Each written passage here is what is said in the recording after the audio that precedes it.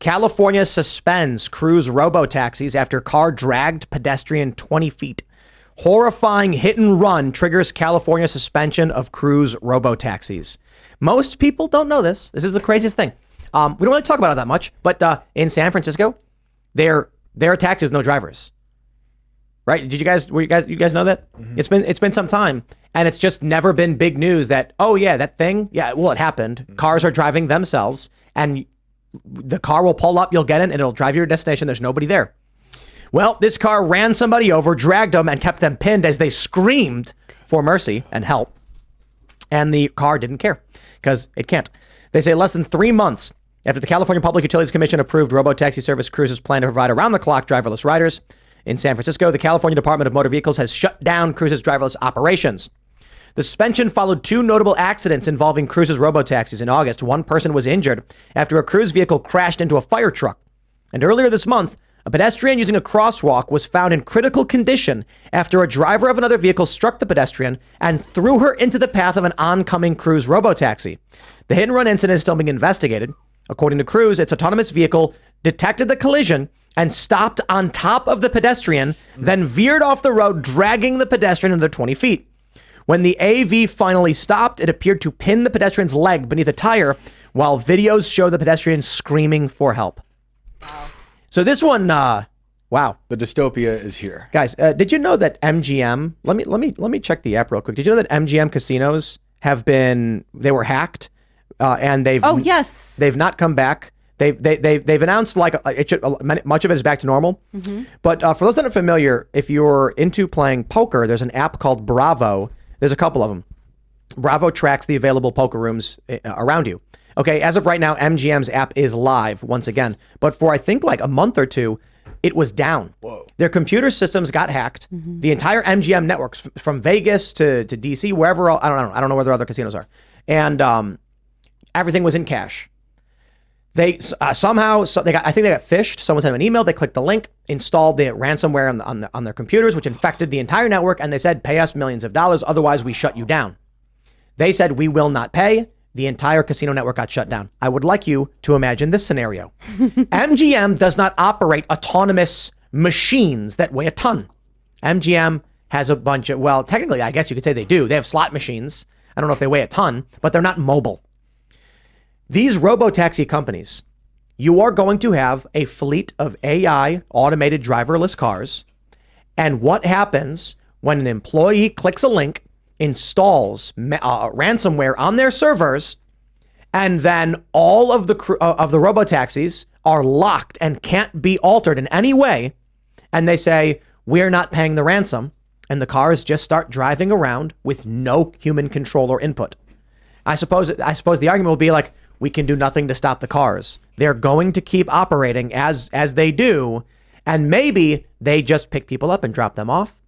But with the ransomware, what's to stop someone from just controlling the entirety of the fleet with a single malware link and then making all the cars, I don't know, drive into the bay? It's a Black Mirror episode. It's a Black Mirror episode. Right, honestly. This is why I'm not getting the Neuralink.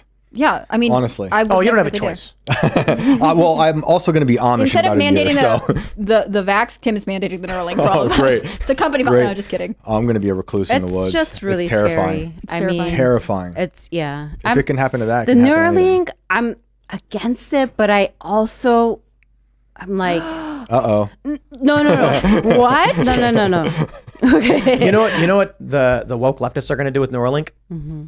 With Neuralink, if you get read-write capabilities and you can enter a metaverse where you can actually experience like a real alternate reality, all of these woke leftists are going to go into the metaverse and create white men avatars. Yeah, their Marxist paradise will be in the metaverse. Well, I mean, look, if you were gonna go into if you're gonna make a video game and someone said, you can choose between these 5 different characters. You've got the fighter, the barbarian, the bard, the cleric, the monk. And if you choose barbarian, you get double the experience, you get double the HP, you get double the resources, double the money. Everyone agrees with you, and the game's super easy. You'd be like, well, maybe I want the challenge, but a lot of people are going to be like, oh, look, I'll take the strong guy. His stats are way better. Mm-hmm. So if the leftist argument is, white privilege, they will choose to play as white people in the metaverse. Yeah. Doesn't recognize their privilege in the metaverse. Let's put it this way. I'm not even talking about a video game with stats or something. Right. Imagine someone is working in the metaverse. Jobs are digital.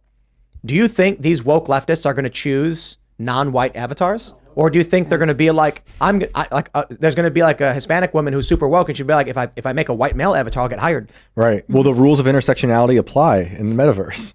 But who's going to legislate all of it? Like Congress? Like they can't even get Facebook right, you know? Right, good luck. I mean, so. The self-driving cars really freak me out for a lot of reasons. Yeah, same here. I would never. never want anyone I love to get in one, and I understand there could be maybe an argument that they are helpful, that they make it so women could stay at work longer instead of driving their kids around, or whatever thing the utopian left is trying to sell.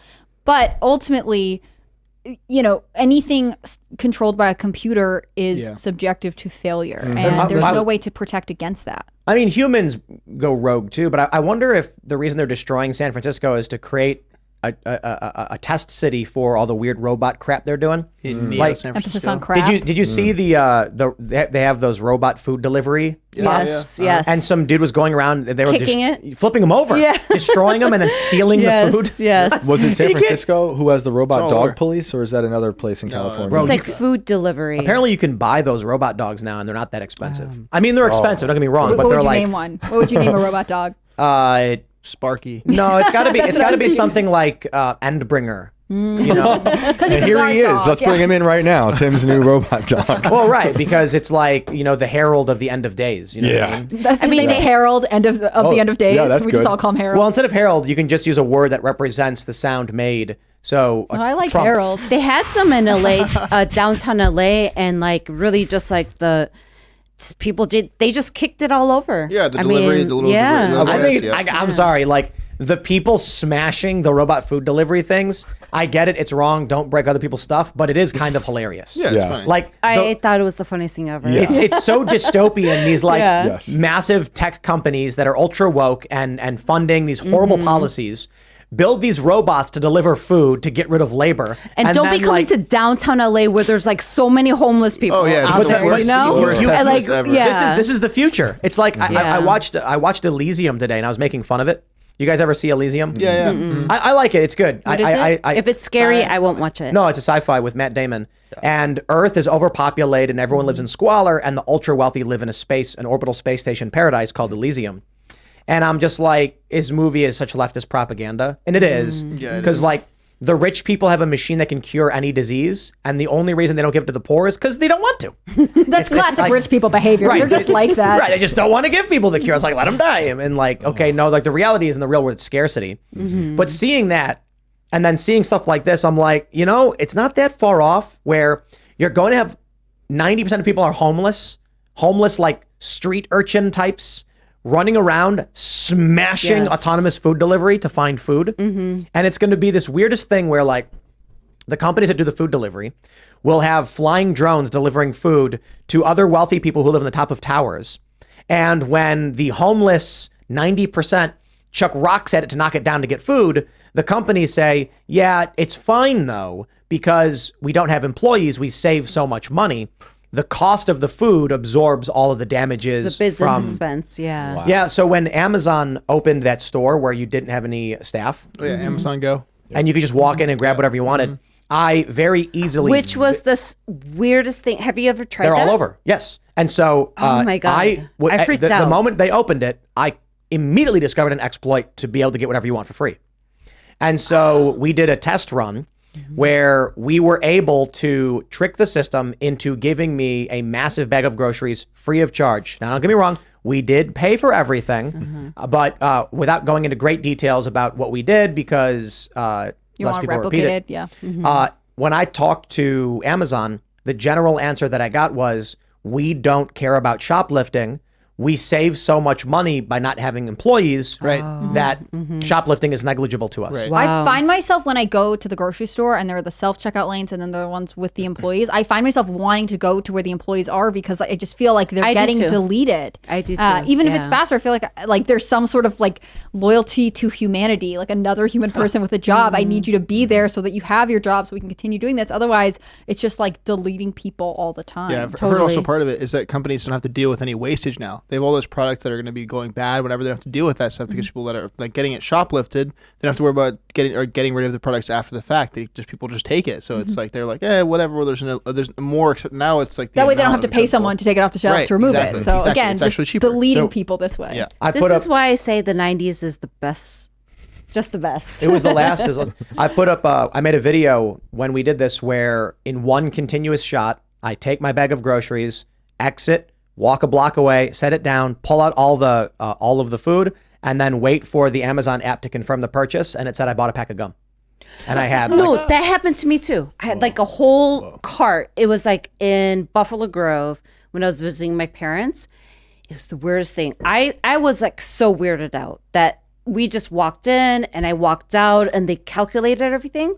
And it became like, it was like $5 because they didn't calculate properly. Yeah. Well, for us, we intentionally found a way to exploit Amazon's system. Okay, We intentionally made it ring me up for a pack of gum when I had a full bag of groceries. Wow. But they don't care. And so recently at DCA Airport, they now have an Amazon Go sensors all along the ceiling. You scan your hand, you walk in, take whatever you want, and walk out. Nice. No. I'm not doing that whole scan hand thing. No. I resisted when the iPhone like had you put your thumbprint in so you could like open your home button. I didn't like that for the longest time. I think I would say we probably found 4 different exploits for this system where potentially if you keep doing it over and over again, they're going to call the police on you and the cops are going to come and be like, this is not an accident, you're doing this on purpose. Right. But there's probably 4 different exploits for getting whatever you want for free. It's crazy. I do not recommend doing it, but you got to ask Amazon what their policies are because apparently, like, there have been statements about like they don't care if people take whatever they want. Yeah. And like the argument made is, how do you prove it's shoplifting if you tell the people to take whatever they want and walk out? Yeah, seriously. I don't know. I mean, theoretically, they have to post. I'm trying to think of like comparing it to like trespassing or anything else. Like you have to post signs being like, "Here's exactly how you pay for it." But civil action. It doesn't make any sense. I think it's civil. If you go into a grocery store and take something and then leave with it, that's shoplifting because you're supposed to stop and pay. But if they tell you, "Don't worry, just walk out and we'll charge you for it. Trust us." Hey, I did everything they told me to do. If they didn't charge me, that's their fault. Right. I think the same thing with the self-checkout at the grocery store. Like if you do it, they're always really annoying. And if it doesn't scan, but you put it in your bag and then it keeps going, like, are you shoplifting or is their system just bad? Yeah. But usually they'll say, oh, it didn't scan.